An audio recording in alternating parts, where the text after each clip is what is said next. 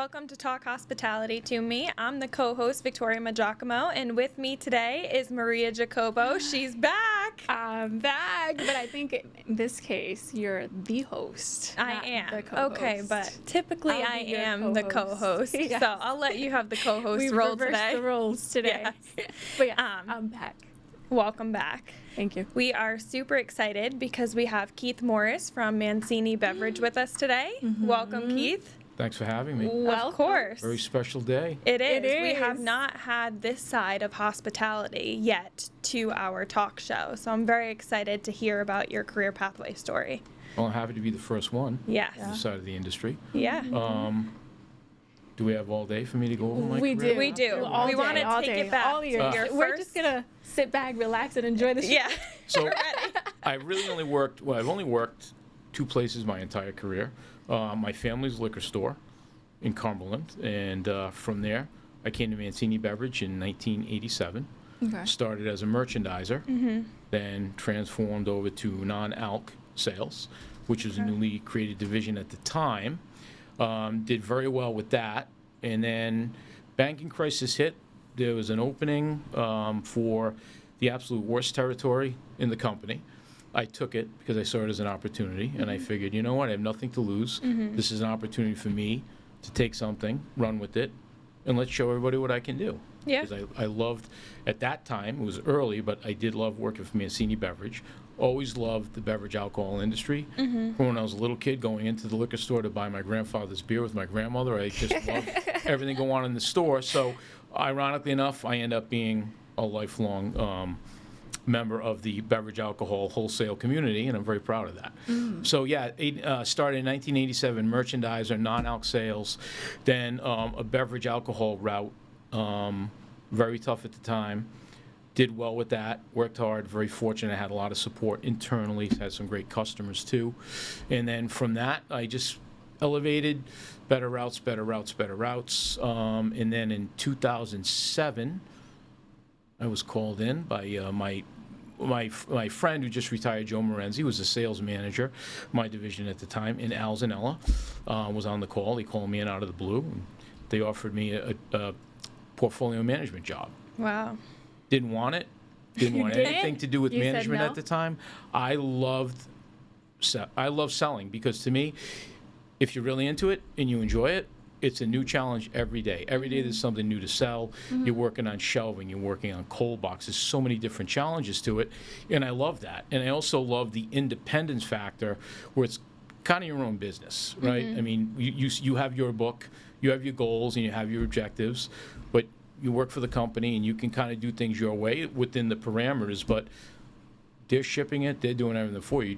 All you have to do is sell, which is not the easiest thing to do, but it's always come very natural to me. So I really liked it. So after a month, I agreed to take that role, and I stepped into that role in June of 2007 until 2012. At that time, I was promoted to key on-premise sales manager. I had a team of 7 people, had about 600 accounts in the room. Wow. Learned a lot with that. It was great people I had, great support. And then Kenny Mancini was kind enough and had enough faith in me to ask me if I wanted to take on a new position with the company at the time, on-premise beer. And we had just been appointed Yingling at that time, so there was a need for that. And I had touched beer in my prior role because we do sell it, but it wasn't my day-to-day. So I'd be going from all of that to solely beer. Great opportunity. I took it, and Kenny had a lot of confidence in me, more than I had myself. I dove in, and I absolutely loved it. Because beer is fascinating. Out of all the commodities we sell, beer, wine, spirits, beer, there's 2 different businesses within beer. There's packaged beer, and then there's draft beer. And the draft beer business is absolutely fascinating. It's so competitive, which I love. I love grabbing that draft line from somebody else. I still do to this day.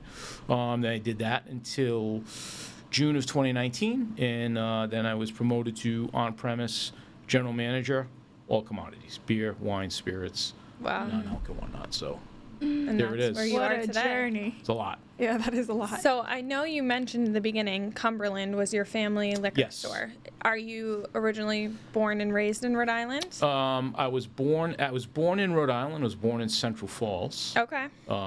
The hospital is no longer in existence. That's how old I am. And then we moved around a little Which bit. one was that? I grew up in Central Falls. Notre too. Dame Hospital. Oh, is okay. the name of it. Yeah. Then we moved a little bit, not far, but we moved several times into Massachusetts, Attleboro. We lived in Rentham. Then we came back, and then we Cumberland.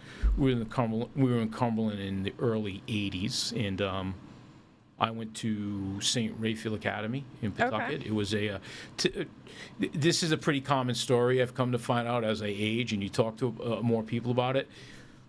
The liquor store. My grandfather owned the property. He leased the property to three brothers that owned the liquor license.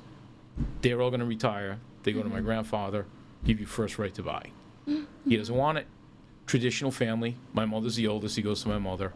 Would you like it? We'll finance it. My mother wanted nothing to do with it. Wow. So next in line was my uncle. My uncle dove in, of course. And he's great, too. I'm glad he did. And then my grandfather was very close to my grandfather. He's like, well, can you just help out your aunt and uncle for a while? So St. Raphael Academy, great school, college prep school. Never saw a day of college. Went right to the store. Really? And then that's when things started developing, and I knew, okay, I'm in here now. I like the business. Let's see if I can get on the wholesale side, plant my feet with someone, work hard, and grow. And I'm blessed that it just happened to be my two favorite people were my two reps with Rhode Island Distributing and Providence Beverage at the time under the Mancini umbrella. And I'm blessed that it worked out that way, that I ended up here.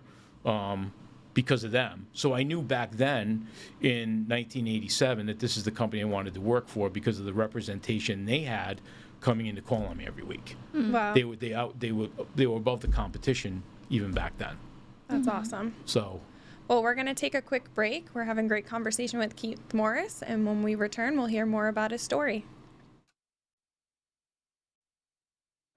Welcome back to Talk Hospitality to Me. I am your co-host, Maria Jacobo. We are here today with the one and only Keith Morris, General Manager for Mancini Beverage. Keith, you've been telling us about your journey, but I do want to go back to one point that you said that we didn't go to college. Tell us a little bit did more not go about to that. college. Went to a college prep school, St. Raphael Academy. And graduated in 1985. Very proud of that too. But as is often the case when it comes to family businesses, my grandparents owned the property that the liquor store at the time was in. They leased from my grandfather, and when they decided to retire, they went to my grandfather. First right to buy. He didn't want it. Traditional family went to my mom. She's the oldest. She said no. My uncle, yes. Long story short, my grandfather comes to me, was very, very close to my grandfather. He asked me, look, can you help your uncle out? So, long story short, helped my uncle out, and here I am, 39 years later, Mancini Beverage, no college. Bothered me for a while. Never embarrassed about that because I work hard no matter what, but it always bothered me because you don't know. Back then, times were different, and that paper means a lot. And I say that with all due respect to people that have had a career of educating themselves and built careers off of that. So I'm not in any way trying to degrade that. But for me, it was a different path. And luckily it worked out because, again, I was very fortunate to find Mancini Beverage. And they took a chance on me way back when. And, again, here I am today. Well, look at what you've accomplished in those 39 years. So sometimes college degrees aren't for everybody, and that's okay. And it's what I've accomplished, seemingly. We really don't know. People can assume what I've accomplished, but we'll see. Why don't you tell us a little bit about some big accomplishments Big you've had accomplishments. within Mancini Beverage? Well, where I sit now, the responsibility of the amount of business that I manage for the Mancini family and that they entrust me to do that, and quite honestly, they trust me to run the business my way, with certain guidelines because we have to have that. But their trust in me has always given me so much motivation, even through some of the most difficult times. Just knowing that I have that is my, it just keeps me going. It really does. It keeps me going. So accomplishments over the years, I would say, different sales awards, things like that. But I guess really proud to be on the team that brought Yingling here, that brought Dogfish here. Specifically the Yingling piece, because there was a lot of 7-day-a-week meetings with everybody, eating on the go, ripping up pads, throwing stuff, everybody practicing, rehearsing. It was just such an honor and a privilege to be part of a team that built a presentation in a proposal that got as far as it did, that ultimately delivered Yingling to Rhode Island. Very proud of that. Very proud that, again, that the Mancinis had enough confidence to have me as part of that team. So that's one of the. Oh, and also I can say, actually the biggest accomplishment is I met my wife Cynthia. 31 Did years you? we've been I was gonna married. bring that up, I met but you Cynthia. didn't. Yeah. I was waiting. She working for Mancini? No. We made a decision many years ago when things were starting to get serious. We're both not going to stay working here. So he booted her out. No. Said, "You have to What? leave." Nice. I was very fortunate. It's one of the many reasons I married her. She's like, well, it makes more sense for me to go. You're on track with a career, so you stay. Yeah. And it's worked out. I mean, honestly, I owe a lot of what I have in life today to Mancini's and this job, not just financially, but some of my best friends have come from Mancini Beverage, my wife, Mancini Beverage, and I continue to make great friends in the building. It's great to see some younger people. We've had some turnover in a good way lately where, people come here, they don't leave. We just had someone retire after 41 years, another person close to that. So there's been a little bit of a transition. So I like seeing younger, I don't want to say newer people, because a lot of these people are being promoted from within that I've known, but it's very gratifying to me when you can work with someone, have someone work for you, and you can be part of their development in their growth, and to sit back and to watch that, very gratifying to me. Yes. It's awesome. It shows that you're a great mentor too. Again, that could be debatable, but I'll take it. How many are on the team? My team, so I have a sales manager, he under me, and then he manages a team of 10, and we also have a wine manager who works in my division as well. So we have 10 sales reps, and counting me, 3 managers. Okay. Wow. And it's strictly just Rhode Island, right? Rhode Island, just on premise. Just on premise. So we're neck deep in hospitality. And with being the general manager, do you have time for a work-life balance? What's that? Tell us more. I'm my own worst enemy when it comes to that, because I should have more time than what I do. But again, it's one of the things that comes along with when you really enjoy what you do, which I do. You don't mind doing more. And it's always been the culture here, not beat into us, but it's been like an organic culture. You start working here and you see the work ethic and how everyone around you manages themselves and what they do, and you kind of feed off of that. And I can say it, Al Zanella, my mentor, I learned from Al. Al was 6 days a week guy. Al was in the office at 6 in the morning. Yeah. And I kind of became that too, not because it was forced on me, but kind of wanted to. I looked at Al and I'm like, I want to be that guy, right? And it worked out. And I'm proud to say that I am who I am today because of Al. Learning from him, and I'm trying to emulate Al and become an Al to others to a certain degree. So, back to the work-life balance thing. I think that's your own perspective on things. I work a lot. We all do, but it's also I feel the responsibility to the hospitality industry, and also I take it as a responsibility to my customers. There's a lot of these customers all over the state that I've gotten to know very well over my 39 years. And I formed personal relationships. And I can tell you the immense respect I have for these people that are in their restaurants at 8 o'clock in the morning, and then they get everything ready, and then they go home, and they change, and they come back, and then they're until 1 o'clock, and they get up the next day, and they do it all over again. And, a lot of people think when you walk into a restaurant that if you pay $35 for veal parm, oh, they're making $30. No, I mean, their margins are shrinking. So to me, I can't work enough to support the community. Yeah. Because I am who I am today because of that community. That makes sense? It does. That does make But sense. the hospitality industry is lucky to have someone like you. I love the hospitality industry. Yeah, it Can't do shows. enough. I do. I genuinely do. I'm not sitting here. I'm not Keith Morris, on-premise general manager of Mancini Beverage, without the accounts. And if you would ask me, favorite places, I have so many. I wouldn't want to say anything because I wouldn't want to offend anybody. Yeah. We love them all. We're fortunate, right? We have so many great restaurants and just bars, and you're seeing it almost grow by the day sometimes, the new licenses and things come out. Look at what soccer has done. We're just talking about that. The fan fest has been amazing. Yeah. We're going to take a quick break, and we'll touch on that fan fest when we get back.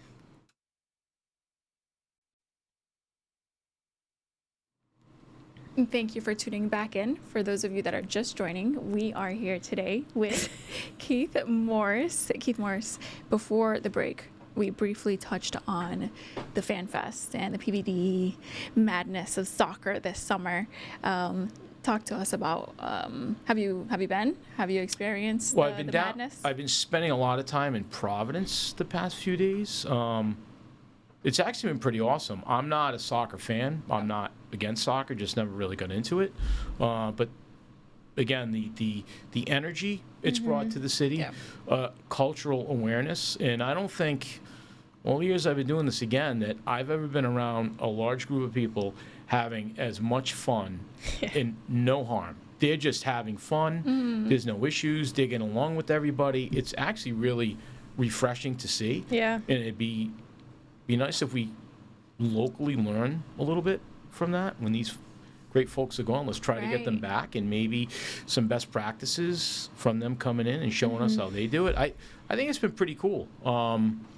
It's kind of brought some people together too, and there's also been some challenges. There's been, for as many, there's been a few accounts that have really enjoyed a lot of success with soccer, and they, because of hard work. Some accounts have done great with it. Yeah. And there's other accounts that, quite honestly, not that they haven't done anything to deter people, but people just aren't gravitating to certain venues. So as great as it is for some, again, there's that challenge for others. And it's kind of what this industry is all about, right? It's the ebb and flow. So I try to talk to the people that aren't enjoying the success day to day, because we all like to complain and kind of vent to each other, but it's all good. Yeah.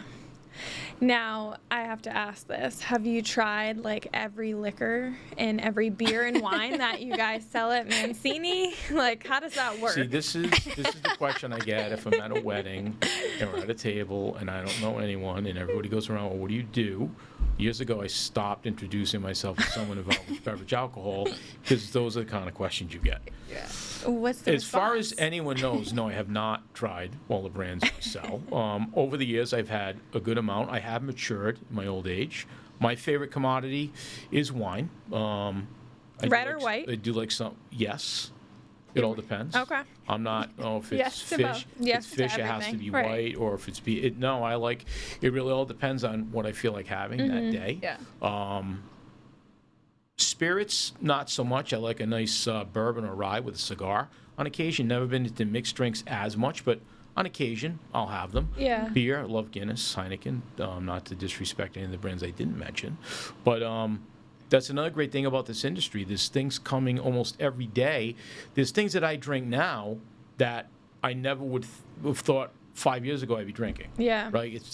That's another fun thing about the industry. And over the years, I've seen how products, the route to market, how that's changed, how advertising has changed, how the sampling has changed, how really programming, everything's changed. But as much as it changes, things don't. Yeah. Sounds kind of crazy. That's the state here. As many new places that come in, you still have such a core group of family owners that have owned a lot of these places for decades. Yeah. Decades, right? And that's, again, back to that whole piece. It's awesome. But I honestly can't speak enough about the hospitality industry, the people involved, the restaurateurs, because, again, without all of that, Keith Morris, GM Mancini Beverage, isn't sitting here today. And Yeah. I never forget that. That's why when somebody calls and they're screaming at me because whatever happened, another great thing about this, so many good friends over the years I've cultivated through this.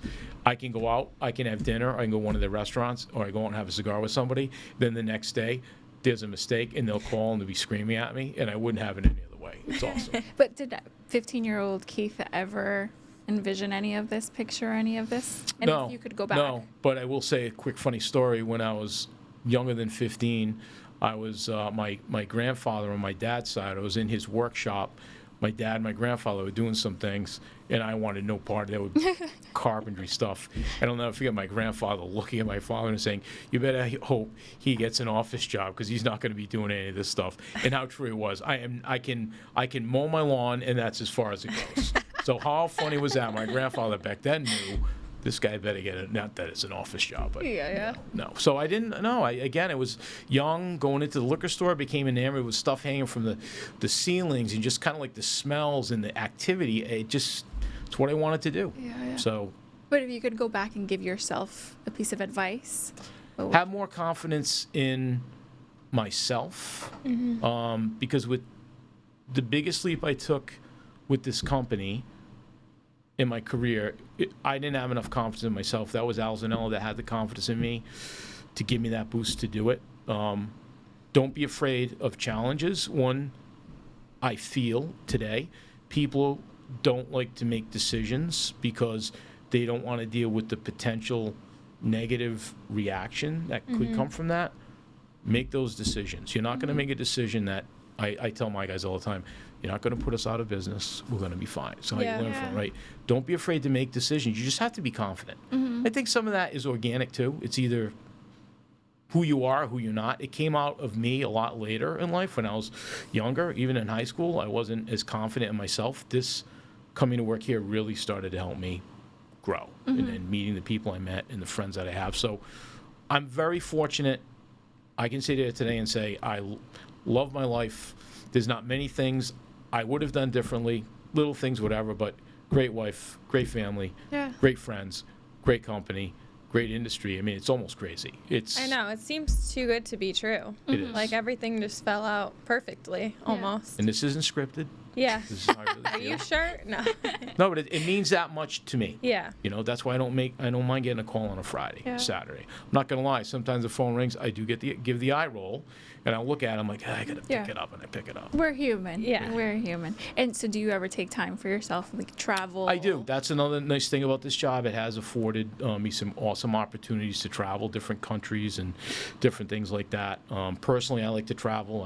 I go to Saratoga several times a summer. I like to go to Vegas. I like to go to Florida. I went to Italy for the first time last year. That was unbelievable. Can't wait to get back there. Yeah, I do. I do enjoy That's traveling. awesome. Good. Well, thank you so much, Keith, for taking the time and talking hospitality to us today. We appreciate you being here. We don't want it to end. I know. We need a part 2. Well, We'll have to maybe have you back two. as a part 2. sure you want part 2? Yeah, we'll do, I'm sure. All right. Well, this has been great. I'm flattered that you wanted me to be on here, and I'm glad we made it happen. Thank you so much. Thank you both. Awesome. Thank you. Thank you for talking hospitality to me today. And if you're tuning in on Fridays at 3 p.m. and Tuesdays at 9 p.m., we hope to see you soon.